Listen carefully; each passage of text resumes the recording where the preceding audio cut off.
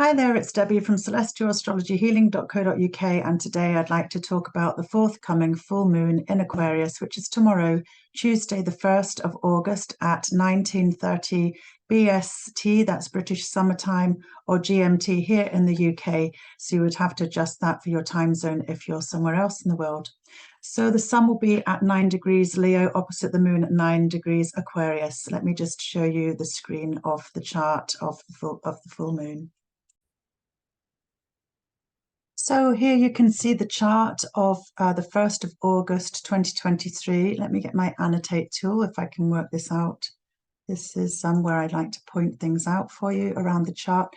So we only get one full moon and one new moon in the year throughout the zodiac signs. So the last full moon was in Capricorn. So let's find Capricorn. There's Capricorn there, and this full moon is in Aquarius here. So the house of Capricorn is here in the whole sign house system, and here is the moon in Aquarius. And also what's to know about that is that every time there's a full moon, the sun and the moon are completely in opposition. So as you can see, the sun's at 9 degrees at Leo 15 minutes, opposite the moon at 9 degrees Aquarius 15 minutes. So there's always this opposition. So the sunny time of Leo's sun, this Leo season ruled by the sun, where the sun is very positive and vibrant and powerful, exuberant, warm. It's actually a lunar Lammas as well, which in the northern hemisphere we celebrate the seasonal harvests at Lammas. So for me today, I picked some berries, some black currants and red currants here at Traquair where I live. So that's the harvest starting to come to fruition. And that's what happens with full moons. Everything comes to fruition, peaking. So if you work with moon, the new moon was on the 21st of January. So there's only one new moon in the year as well as the full moon. So that would have been Aquarius time of the year when the sun was in Aquarius, which would be also this time of year here. But we are now round here with the sun. So there would have been a new moon on the 21st of January, where if you do work with the moon, you can plant seeds of what you'd like to bring to fruition.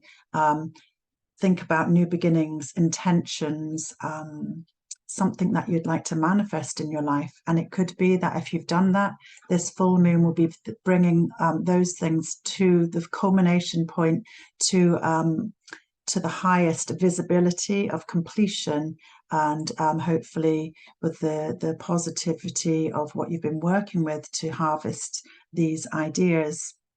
So the moon represents our emotions, our inner landscape, our reactions, as well as our environment in ancient astrology, and our bodies. And also it's related to the mother and mothering. So when we've got the sun in Leo, as I was saying, it's a very warm sign of the zodiac.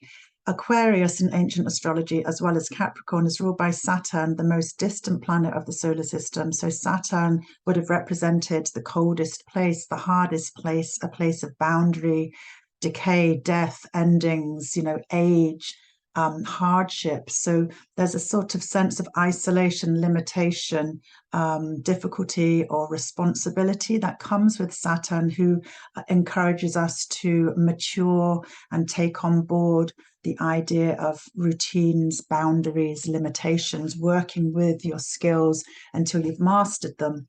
So if you have planets in Aquarius, or you know anybody that is a sun Aquarius, moon Aquarius, ascendant Aquarius, oftentimes these people are very good with community, the wider picture of thinking about everybody in a sense of society, community, the environment, humanity, very usually very socially aware. But with Saturn being the ruler, there can be a sense of more coolness around one-to-one emotions, slightly detached emotionally, or able to switch off the emotions in a way, putting the boundary up around oneself. That's a typical Aquarian type nature. But so at this full moon, there's the balance, And oppositions, as the sun and the moon are in opposition, are the nature of Saturn. So again, that's working with one of the malefic planets, the greater malefic. And there's a sense of trying to find balance between wherever the house is that where your sun occupies a house in astrology in your own personal natal chart, and where the moon occupies which area of life in your natal chart. So if you don't know me already and you haven't subscribed to my channel, please press the subscribe button and like, or put comments below. I'll put in the links, if you know your time of birth, how to cast your natal chart using free software on astro.com. And then you can see, using whole sign houses, where the sun and the moon are for you. So because this chart is set for Capricorn ascendant here, that's the sign of Capricorn, the ascendant's 5 degrees.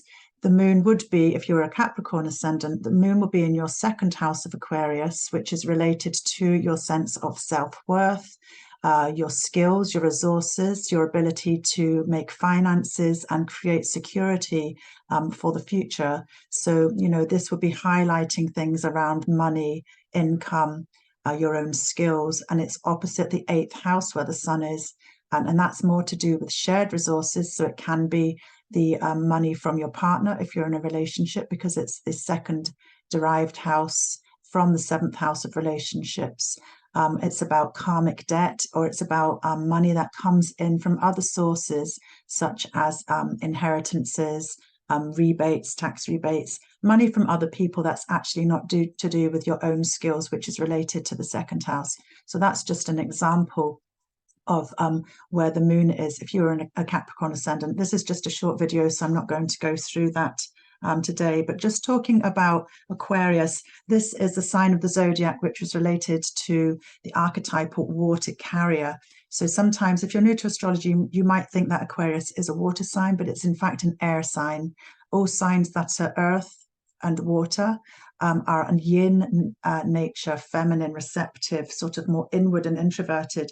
And all fire signs and air signs, such as Aquarius, are outward energy, and it's more masculine, it's more expressive, it's more giving out the way, and it's yang, it's more outward in that sort of positive sense, not as a negative, but as a more outward expression. So Aquarius is a yang or masculine air sign of the zodiac, and it's of the fixed nature.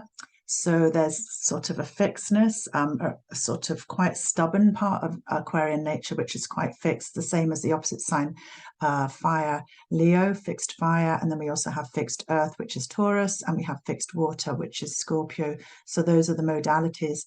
So Aquarius being a fixed masculine air sign, air is very much related to the mind, to sharing ideas with others, having that sort of sense of understanding and debating and just communicating is very much an air thing. So at this full moon time, you might be bringing together some sense of joining in community and sharing ideas and bringing that up to the fore, what's actually culminating in your social group, if you're lucky enough to have a strong social circle. There could be heightened emotions as well, because the moon is known as a supermoon. I think there's 4 supermoons this year, and that means that the moon is closer to the earth. So therefore, the moon, the lunar energies are much stronger in their pulls, the gravitational forces on the tectonic plates, I maybe pronounced that wrong, and also the tides and things like that. And also because we are mostly made out of water as human beings, that can really bring up emotional responses and sensitivity to the fore during the full moon. So, you know, this full moon might be about bringing an awareness to the greater picture in our communities and social circles, the wider environment and politics that are happening. And, you know, it's just also about bringing in that fire as well, that positivity of the bright Leo energy, which is one of being a good leader, teacher, generous sort of sharing nature, creative, buoyant and childlike. So what else is going on here in the chart that we can look at the time of the full moon? Let me see what I can point out. We've got quite a lot of planets going retrograde at the moment. At the moment, we've got Venus here retrograding, so she's spending a much longer time in the house of Leo. So that would be very significant for you, wherever this Leo house is. Again, look at in the comments below to see my website if you'd like a private reading or to cast your own chart using the astro.com. Then you can see where this Venus is. So Venus represents our relationships, what we actually value, our money, our pleasures in life. And while she's going retrograde, it's a time of reflecting. Any planets that go retrograde, you see the RX there. In red, it's a time of all the R words, revisiting, reflecting, reviewing. It's a slowing down and looking back. And Venus retrograde can be more rebellious. And also you might find, if you're single or even not single, partners from the past or reflecting on partners from the past in your history might come up. Significant relationships that have help to form where you're at with your own values about what's important within relationships. That might be significant for everybody, but also it depends on which house Venus is in your chart. So Venus is co-present with the Sun here in Leo, and if you are a Capricorn ascendant, which is on the eastern horizon there, Venus would be in your 8th house, highlighting probably what you share with your partner, how you value that and what that can bring to the table. And that's more about bringing in some sort of sense of karmic debt, what you owe that person, what that person owes you, what you do together, how that gets balanced and shared. So that's one of the planets that's retrograde as well. The nodes of the moon have recently shifted into let me see, get my arrow again, into Libra here. You can see the south node Ketu is at 28 degrees Libra, 56 minutes. They're always retrograde. They always go opposite the direction of the planets, which go anti-clockwise around the zodiac. But the nodes of the moon are always retrograde. There's Rahu, the north node, opposite the south node, and they go backwards. So they've just recently moved. So that means that the solar eclipses and the lunar eclipses are going to be taking place in the Libra house and your Aries house. And I did a separate video, or I've done some TikTok videos. I don't think I've done a video on that yet. But yeah, so that's quite significant where we're going to be having the eclipses over the next wee while. There is one left, one or two in October, I think, finishing off the Taurus Scorpio eclipse. But for the next 18 months, the Libra houses and the Aries houses, which again is about balance, about your own needs, Aries being self-aware, the first sign of the zodiac, stepping out like the fool into the great unknown with courage and fiery sort of excitement, because it's the first sign of the zodiac at the astrological new year. Opposite Libra, again, the mind, sharing ideas, partnership, diplomacy, cooperation, collaboration, and it's balancing those things within your life, those dynamics, whilst following your own path and how you interact with others. And yeah, Libra represents Ketu, the releasing, letting go a bit more, and Aries, Rahu, the north node of the moon, is about following your own sense of self a bit more, using courage, bravery, and assertion. But ruled by Mars, there's a need to just be aware of not becoming too selfish whilst you're navigating these changes in your life. So what else we have going on is Pluto. Pluto has been retrograde now for a little while. I think retrograded back, when was it? I'm just guessing now. It was June, I think, was it around June the 12th or something? I don't know. June, anyway, Pluto's dipped back into Capricorn. Pluto, Hades, the god of the underworld. Pluto's powerful. Pluto can be about finances and money as well, because Pluto represents treasures within the earth, deep down, but also Pluto represents power struggles, endings, death, release, rebirth, cathartic and regenerative change. He's Hades, who abducted Persephone from the Earth Mother Demeter in the earthly realm, took her to the underworld and introduced her to the pleasures of the body, of sex, and all the taboo mysteries of life that if you're an innocent maiden skipping through the flowery fields, you would have been totally unaware of. However, Hades fell in love with Persephone and really wanted to make her his wife. I don't know how Persephone felt, but hopefully she didn't mind too much after enjoying some of what he introduced her to. But then Demeter, the Earth Mother, distraught at not finding her daughter, turned the earth barren with no sense of life. So all the flowers and harvests withered and there was no sense of life. And that would be the seasonal changes of autumn into winter. And eventually a pact was made between Hades and Demeter, the Earth Mother goddess, and Persephone was allowed to return to the earthly realm when spring and summer blossomed again in life. And then when she returned to Hades' realm, Pluto's realm of the underworld, that's when we have the dark seasons. That appears that there's no life on Earth.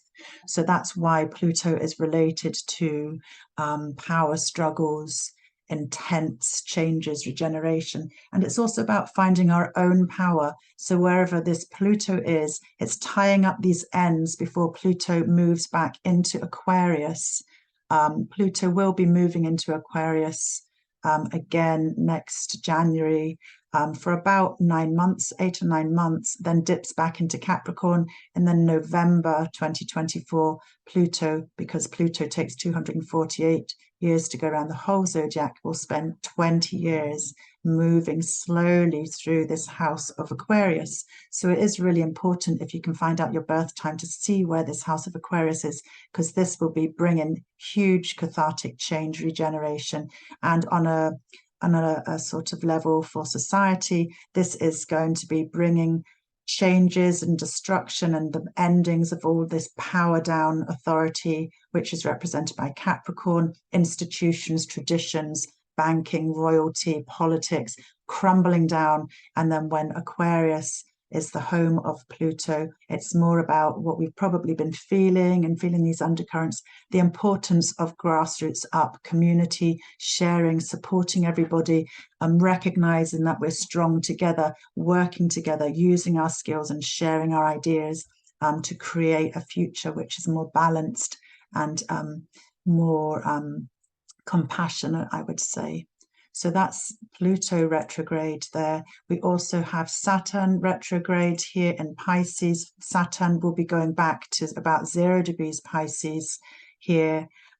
Saturn, the planet Kronos, Lord of Time, reflecting on boundaries in this water mutable sign of the fish, mutable, feminine, changeable, adaptable, flexible. Saturn finds it hard in this sign because he rules the fixed sign of Aquarius and the cardinal earth sign of Capricorn, but he is a guest of Pisces, and Pisces doesn't really have boundaries, and Saturn wants boundaries. Saturn wants discipline. Saturn wants some type of structure to work within. So Saturn's softened by being in the domain of Jupiter's Piscean house here, but reflecting maybe on responsibilities for you. And this would depend on where Saturn is in your own birth chart.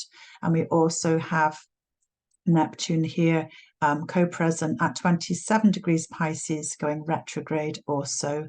And we also, Neptune is about sort of other realms, spiritual inspiration from above. It's about compassion, spiritualism, dreams, fantasy, romance, the big screen. It's like when you watch something really powerful on a cinema screen or a home screen, and it just takes you off into another place. It's like dreams and fantasy, and it's not as realistic, but it can be bringing in great creativity and widening our minds and spiritual ideas of growth.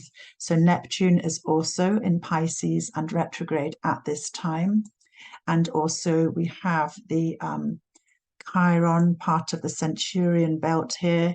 This is a planet to do with the wounds that we carry. And I always include this in my birth chart readings because I know that it's very significant, and a lot of women going through a perimenopausal period of their life around, the late 40s into the 50s.